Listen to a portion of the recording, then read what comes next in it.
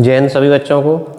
अब हम हल करेंगे कक्षा 12 के पशुपालन का 12वीं का कक्षा 12वीं का बोर्ड का पशुपालन का पेपर। देखिए अब हम इसमें सबसे पहले हल करेंगे वैकल्पिक प्रश्न। देखिए सबसे पहले आप देखिए सही विकल्प चुनकर लिखिए, सही विकल्प चुनकर लिखिए। तो सबसे पहला प्रश्न आता है कि हाइपोफाइजेशन तकनीक संबंधित है। हाइपोफाइजेशन तकनीक संबंधित है किससे? सुअर से, मछली से, बकरी से, गाय से।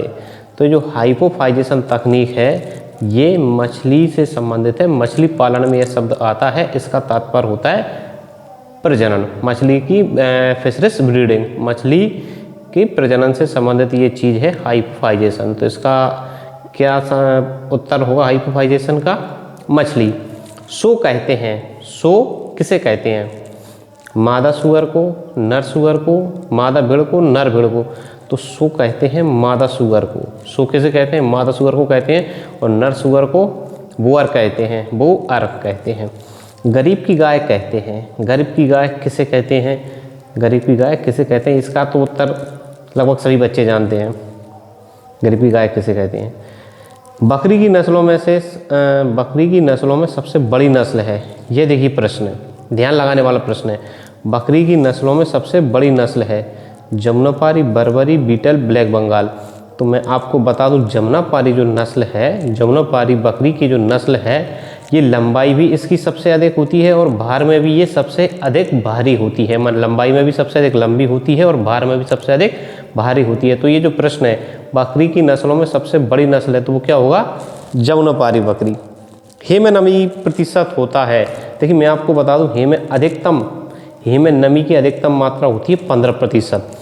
ये विकल्प जो दिए हैं 10, 25, 50, 75, इसके आधार पर हम इसमें चिन्ह लगाएंगे 10% पे। माने हम टिक किसको करेंगे? 10% में। हे में नमी की प्रतिशत होता है कितना? 10%। बैसिलस एंथ्रेसिस रोग कारक है। बैसिलस एंथ्रेसिस रोग कारक किसका है भाई? ये एंथ्रेक्स रोग का कारक है। किस रोग का कारक है? एंथ्रेक्स रोग का। अब देखिए रिक्त स्थानों की पूर्ति कीजिए। एनडीडीबी का पूर्ण रूप है, माने एनडीडीबी का पूरा नाम है। क्या नाम है एनडीडीबी का पूरा नाम? अच्छा प्रश्न है। देखिए ये जो एनडीडीबी है ये है national dairy development board. National dairy development board माने राष्ट्रीय दुग्ध विकास संघ। ठीक है। दूध को प्रशीतन करने के लिए ... डिग्री सेल्सियस से कम तापक्रम की आवश्यकता होती है। देखिए इस प्रश्न को समझिए। ये कह रहा है दूध को प्रशीतन करने के लिए ... डिग्री सेल्सियस से कम तापक्रम की आवश्यकता होती है। तो ये दो बातें बनती हैं, या तो दूध का प्रशीतन या अपशीतन तापमान कितना है, या कितने से कम तापक्रम पर उसको अपशीतन करना चाहिए। देखिए हम सभी जानते हैं दूध का अपशीतन या प्रशीतन तापक्रम होता है वो होता है 4 डिग्री सेल्सियस। लेकिन ये कह रहा है कितने डिग्री सेल्सियस से कम तापक्रम की आवश्यकता होती है। तो मैं आपको बता दूं इसका उत्तर भी 4 डिग्री सेल्सियस ही होगा कि दूध के प्रशीतन करने के लिए 4 डिग्री सेल्सियस या इससे कम तापक्रम पर भंडारित करते हैं 4 डिग्री सेल्सियस या इससे कम तापक्रम की आवश्यकता होती है। तो आपका क्या भरा जाएगा इसमें? 4 डिग्री सेल्सियस। फीता कृमि एक परजीवी है। फीता कृमि क्या है? पहले तो हमसे अगर खाली स्थान में पूछता फीता कृमि एक ... है तो हम क्या लिखते? फीता कृमि एक परजीवी है। चूँकि परजीवी इन्होंने दे दिया है तो अब हम यहाँ पर क्या भरेंगे, क्या देखेंगे वो क्या पूछ रहा है? फीता कृमि एक कैसा परजीवी है? भाई परजीवी 2 प्रकार के होते हैं, एक बाह्य परजीवी और एक अंतः परजीवी। तो ये जो फीता कृमि है ये कैसा है? अंतः परजीवी है। मांगुर की नस्ल है। मांगुर ... की नस्ल है। मांगुर किसकी नस्ल है? मांगुर जो है मछली की नस्ल है। गाँव की भाषा में या देसी भाषा में से क्या बोलते हैं? मंगूरा, मंगूरो गाँव में बोलते हैं इसे। मांगुर, मांगुर किसकी नस्ल है? मछली की नस्ल है। सूकर का गर्भकाल होता है। देखिए अच्छा प्रश्न आया है। सूकर मान सुअर का गर्भकाल कितने दिन का होता है? तो वो होता है 114 दिन का। कितने दिन का?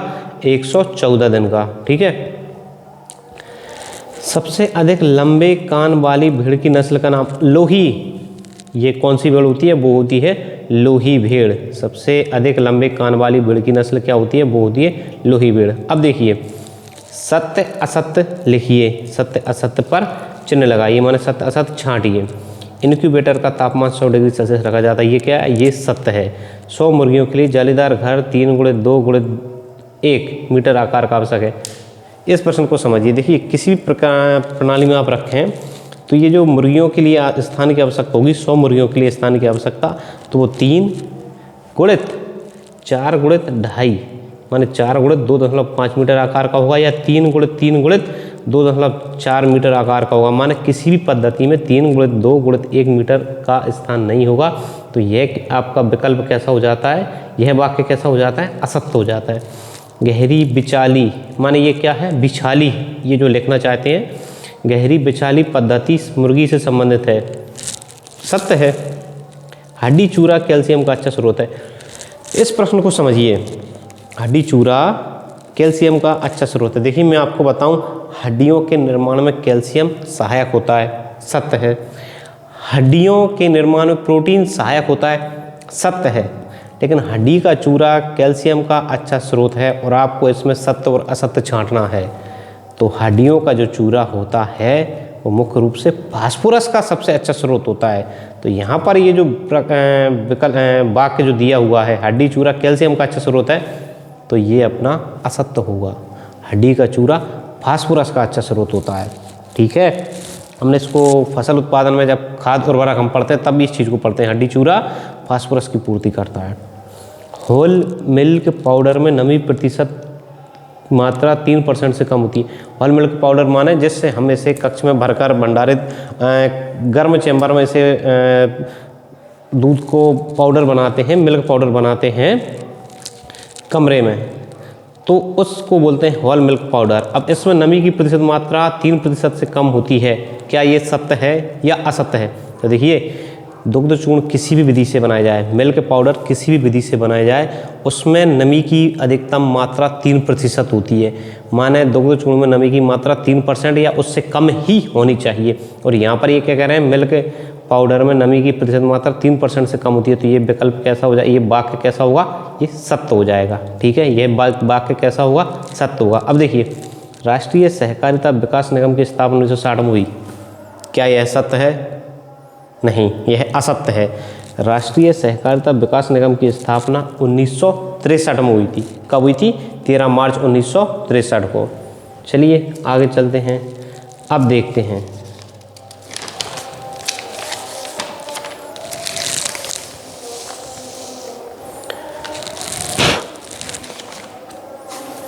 आगे चलते हैं, देखते हैं कि सही जोड़ियां बनाकर लिखिए, सही जोड़ियां बनाइए। तो देखिए, सबसे पहले दे रखा है साल्मोनेला जीवाणु। ये क्या होता है साल्मोनेला जीवाणु? ये होता है प्लूरम का रोग कारक। किसका? प्लूरम या सफ़ेद दस्त का रोग कारक। एविपॉक्स वायरस, ये क्या चीज़ है? देखिए इसे देखिए, एविपॉक्स वायरस को मैं आपको बता दूं, एविपॉक्स वायरस या एवियन पॉक्स, ये क्या चीज़ होती है? ये मुर्गियों का चेचक रोग होता है। एवियन पॉक्स, एवियन बोलते हैं पक्षियों को, सभी पक्षियों को सम्मिलित रूप से क्या बोलते हैं? एवियन। तो ये एवियन पॉक्स क्या होगा? पक्षियों का चेचक रोग, या फाउल पॉक्स मुर्गियों का चेचक रोग हो जाएगा। गलघोंटू, भाई ये क्या है? गलघोंटू रोग का नाम दे रखा है, और उसके क्या पूछ रखे हैं, सामने क्या दे रखे हैं विकल्पों में? ये गलघोंटू रोग का नाम, सामने उसके रोग कारकों के नाम। तो ये गलघोंटू का रोग कारक क्या होता है? पास्चुरेला बॉबी सेप्टिका। लंगड़ी, क्लास्ट्रीडियम सोबियाई। लंगड़ी का क्या हो जाएगा? क्लास्ट्रीडियम सोबियाई। अब देखिए आप, ग्रोअर, इसे समझिए। ग्रोअर माने होता है उगाने वाला या पैदा करने वाला। ग्रोअर माने क्या होता है? उगाने वाला। अगर आप इसे कृषि की दृष्टि से देखेंगे, कृषि की भाषा में देखेंगे, तो क्या होगा? पैदा करने वाला। माने कोई किसान जो कुछ उगा रहा है उसे अपन ग्रोअर बोलेंगे। अब यहाँ पर जो पशुपालन का पेपर है उसमें ग्रोअर का तात्पर्य क्या होगा? मुर्गियों से जो अंडे मिलते हैं उसके लिए जो आहार दिया जाता है, मुर्गियों को जो आहार दिया जाता है, उस ग्रोअर की यहाँ पर बात हो रही। मैंने अंडे पैदा करने वाला खाद्यान्न या अंडे पैदा करने वाला कुक्कुट आहार, उस ग्रोअर की यहाँ पर बात हो रही। तो ये किससे संबंधित हो जाएगा आपका? ये ग्रोअर मुर्गियों से संबंधित हो जाएगा। समझ में आ रहा है? साल्मोनेला जीवाणु आपका प्लूरम, एवियन पॉक्स, फाउल पॉक्स, गलघोंटू, पास्चुरेला बॉबी सेप्टिका, लंगड़ी, क्लास्ट्रीडियम सोबियाई और ग्रोअर मुर्गियों से संबंधित। अब देखिए, एक वाक्य में उत्तर दीजिए। एक वाक्य में, एक शब्द में नहीं कह रहा है, एक वाक्य में उत्तर दीजिए। तो दूध में उपस्थित कैसीन को स्कंदित करके बनाए जाने वाला पदार्थ का नाम लिखिए। दूध में उपस्थित कैसीन को स्कंदित करके बनाए जाने वाले पदार्थ का नाम लिखिए। कैसीन किसका अवयव है? कैसीन होता है प्रोटीन का अवयव। कैसीन किसका अवयव होता है? वो होता है प्रोटीन का अवयव, प्रोटीन का एक भाग। तो प्रोटीन को स्कंदित या जमा कर या फाड़कर क्या बनाया जाता है? तो वो होता है दही। आइसक्रीम के ओवररन का सूत्र लिखिए। आइसक्रीम के ओवररन का सूत्र सरल है, सभी जानते हैं। आइसक्रीम के ओवररन का सूत्र सीधा सा होता है आइसक्रीम का आयतन माइनस मिश्रण का आयतन बटे मिश्रण का आयतन गुणित 100। आइसक्रीम के ओवररन का सूत्र मैं एक बार फिर बता रहा हूँ, आइसक्रीम का आयतन माइनस मिश्रण का आयतन बटे मिश्रण का आयतन गुणित 100। ठीक है। रानीखेत बीमारी का अन्य नाम लिखिए। रानीखेत बीमारी का अन्य नाम लिखिए। देखिए मैं आपको बता दूं, रानीखेत जो बीमारी है कुमायूं की पहाड़ियों पर रानीखेत नामक स्थान पर 1928 में देखी गई थी पहली बार। तो रानीखेत नामक स्थान पर देखी गई इसलिए इसे रानीखेत कहने लगे। लेकिन अमेरिका में इसे न्यू कैसल्स के नाम से जानते हैं। किस नाम से जानते हैं अमेरिका में? इसे न्यू कैसल्स, न्यू कैसल्स के नाम से जानते हैं रानीखेत बीमारी को। इसलिए यहाँ पर आपको कहते हैं रानीखेत बीमारी का अन्य नाम क्या हो जाएगा? New Castle's. स्वेलिंग की परिभाषा लिखिए। स्वेलिंग की परिभाषा लिखिए। भाई एक वाक्य से तो ज़्यादा हो जाएगा ये अगर अपन बात करेंगे तो। देखिए स्वेलिंग माने क्या होता है? आपने हरे चारों को किसी स्थान पर उगाया, पर जिस स्थान पर काटा उसे हरी स्थान हरे चारों को आपने उगाया, हरी अवस्था में ही काटा, और जिस स्थान पर काटा है उसी स्थान पर भंडारित करेंगे तो वो प्रक्रिया क्या कहलाएगी? स्वेलिंग। माने हरे चारों को उपयुक्त अवस्था में काटकर उसी स्थान पर भंडारित करना स्वेलिंग कहलाता है। ये स्वेलिंग की परिभाषा। माने हरे चारों को जिस स्थान पर काटा गया है उसी स्थान पर भंडारित करना क्या कहलाता है? स्वेलिंग। ऐसा जिन बच्चों ने लिखा है वो सही माना जाएगा। पैर डुबकी में उपयोगी एक रसायन का नाम लिखिए। पैर डुबकी माने पैर डुबकी को क्या बोलते हैं? फुटबाथ। फुटबाथ में अपन क्या करते हैं?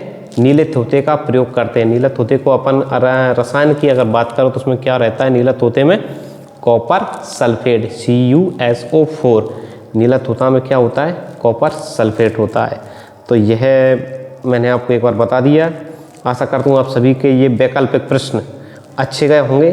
तो आप सभी अपने नंबर जोड़कर मुझे ज़रूर बताना कि आपके वैकल्पिक प्रश्नों में कितने उत्तर सही आपके हो रहे हैं। जय हिंद।